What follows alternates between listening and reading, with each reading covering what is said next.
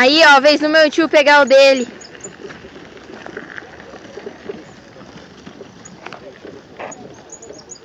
Aí, David, seu vacilão, não quis vir, ó. Passando por baixo. Menina, tá passando por baixo. Filmando peixe? Passando por baixo.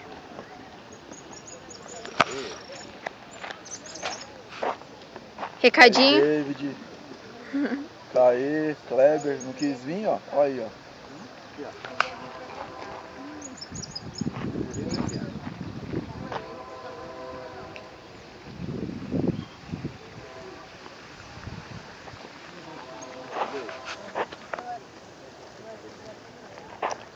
Tá bravo, hein?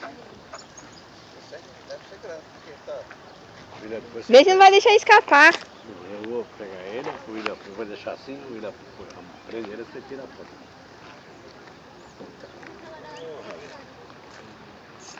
Eita! Você viu? Não saiu um catfish esquece. Só saiu um pacu. Opa, velho, é bom? Tá bom.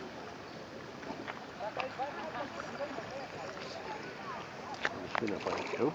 É coisa. Eita! Quero ver ele aparecer.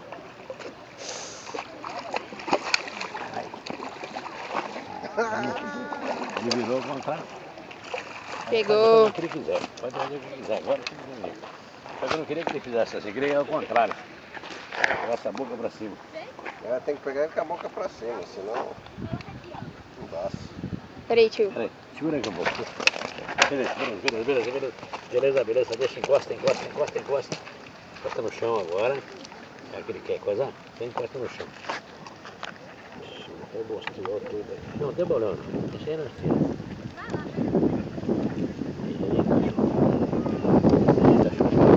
Já tá. Vai.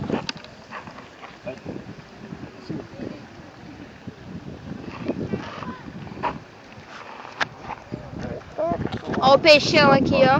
Não escapar não, escapar não. Aqui, ó, vai escapar aqui, ó.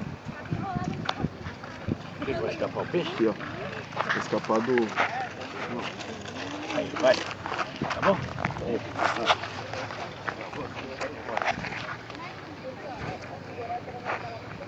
E aí, tio, seu recadinho.